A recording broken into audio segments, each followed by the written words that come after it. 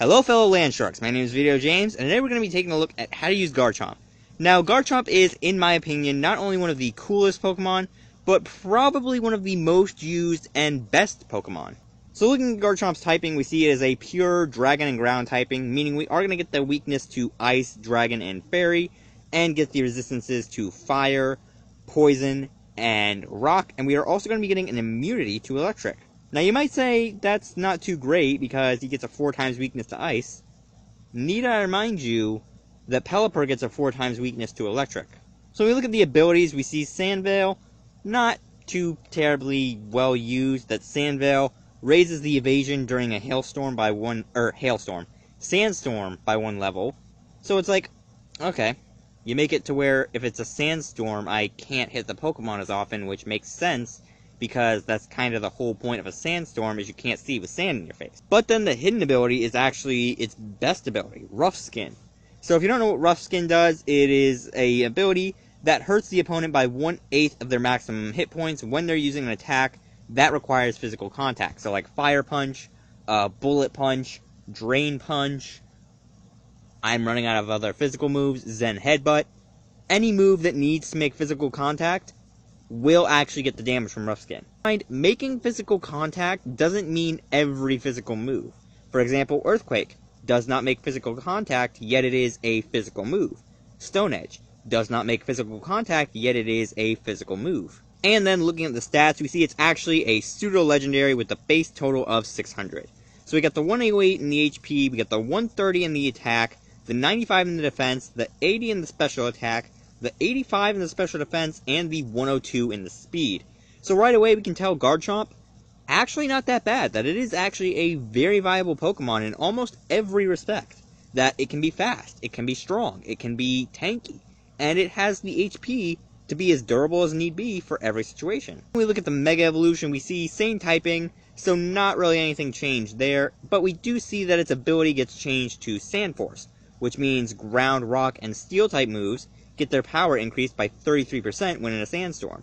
So it kind of works in this case to pair Garchomp with something like Tyranitar, that if the Tyranitar gets taken out, then we can send in Garchomp, and since Garchomp doesn't really take that much damage from a fighting type, we can just send it out and it'll be getting the Sand Force, and it'll be getting that boosted power to itself. And then we see the base stats actually rise to 700, but funny enough, one of its stats actually goes down by 10. So we see we got the 108 still in the HP, the 170 in the attack, the 115 in the defense, the 120 in the special attack, the 95 in the special defense, but only 92 in the speed. So hopping on over into Showdown, we see the first set is, of course, Scarf Chomp. So we got the Choice Scarf with Rough Skin, Earthquake, Outrage, Iron Head, and Fire Fang, with the maxed out attack and speed with the Adamant Nature. Now with this set, we're basically just making a Scarfer. That Garchomp is one of the few Pokemon that is iconic for Choice Scarf. Earthquake there as our ground type move, that since we got the ground typing, we're going to be getting that stab off the Earthquake, and with 100 base power, stab's kind of dangerous. And then we have Outrage for similar effect. That Outrage, very strong dragon move, goes for 2 to 3 turns, and actually gets the stab from our dragon typing. And then we have Iron Head to take care of stuff like Ice and Fairy types, as well as some other stuff that we don't really want to deal with. That Iron Head actually is super effective on Ice types, and we all know, Steel, super effective on Fairy types. And Fire Fang, same kind of effect, that Fire Fang, good for taking out stuff like Steel types, that we don't really have a counter for Steel types, except for Brick Break, but that doesn't really work out all that well. And we also don't have a counter for stuff like Grass types, or for stuff like, again, Ice types. That Ice types, we may have Iron Head, but Iron Head's not always the best option, because there's sometimes when we get an Ice type that'll actually resist Steel. Fang's good for taking out the pesky Steel Fairy type known as Klefki, as well as some other pesky Steel types like Celesteela. And then the next set is actually a Focus Sash set. Oddly enough, the change in attack nature to speed nature did not matter with Garchomp. Focus Sash with Rough Skin, we've got Swords Dance, Dragon Claw, Earthquake, and Iron Head, with the maxed out attack and speed, this time with a Jolly nature. So the idea behind this one is we're basically setting up the first turn and then just hitting them super hard and super fast. So we got the Swords Dance there to double our attack, meaning it's gonna be getting up into the 718s, and then we have stuff like Dragon Claw, that Dragon Claw gets the stab bonus, and it doesn't lock us into confusion, or lock us into just using Dragon Claw over and over, which means we can actually kind of fake our opponent out into thinking we Choice Scarfed with a Dragon Claw, but in actuality, we're a Focus Sash Garchomp.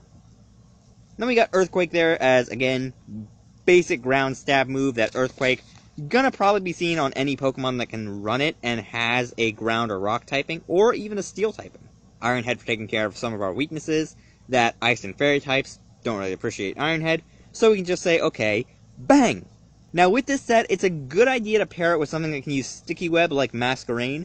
That Masquerain not only takes care of stuff on our field like Sticky Web, and doesn't get caught in it, but it can also set up Sticky Web for our opponent and make them slower than us, which, with Garchomp, is very dangerous, because if you get a Sticky Web off, pretty much everything's going to be slower than it, because with the speed reduction, unless they had a Choice Scarf, Garchomp's base speed is going to be higher than anything with a speed lower.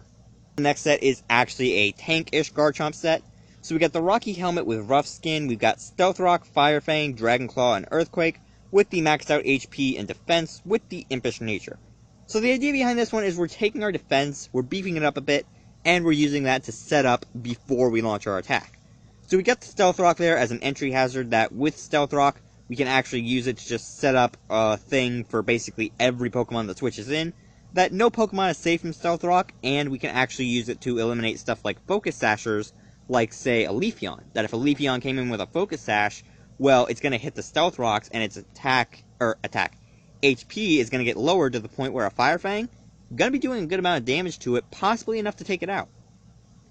Then we have Fire Fang to take care of our weaknesses that Ice and Steel types don't really like Fire Fang. And then we have Dragon Claw as our Stab Dragon move, again, that with Dragon Claw, it works a little bit better than Outrage, because with Outrage, you kind of really only want to lock yourself into it in a situation where you can only lock yourself into it, like a situation with a choice item.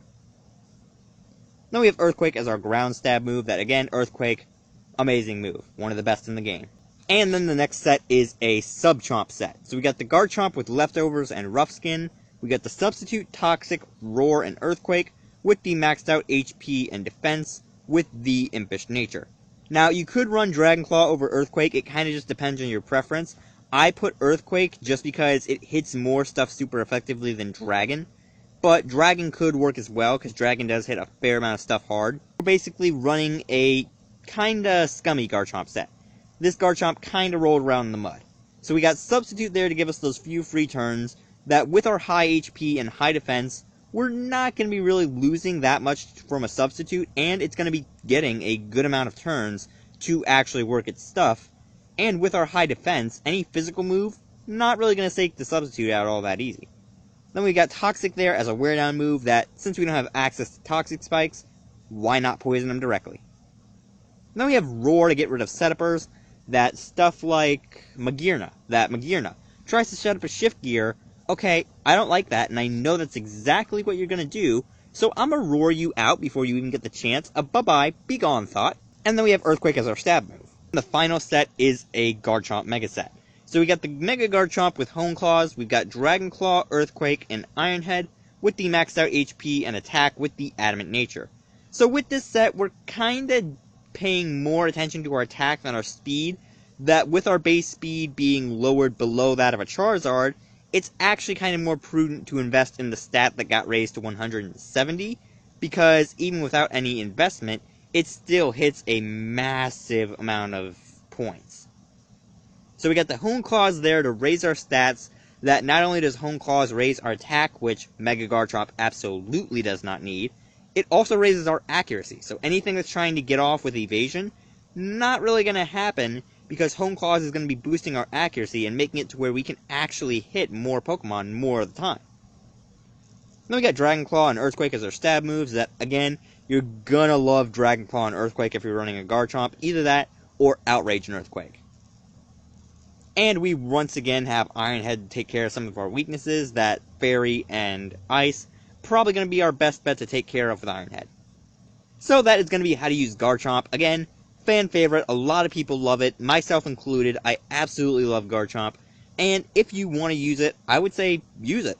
Garchomp is viable in every generation, you just gotta watch out for that one Greninja pack in the Ice Beam. So for now, I'm going to leave this video here. I hope you guys enjoyed it. As always, if you have any Pokemon you want to see me do videos on, let me know down in the comments. And if you did like this video, you can slap the like button as always, and I'll see all you beautiful people in the next video.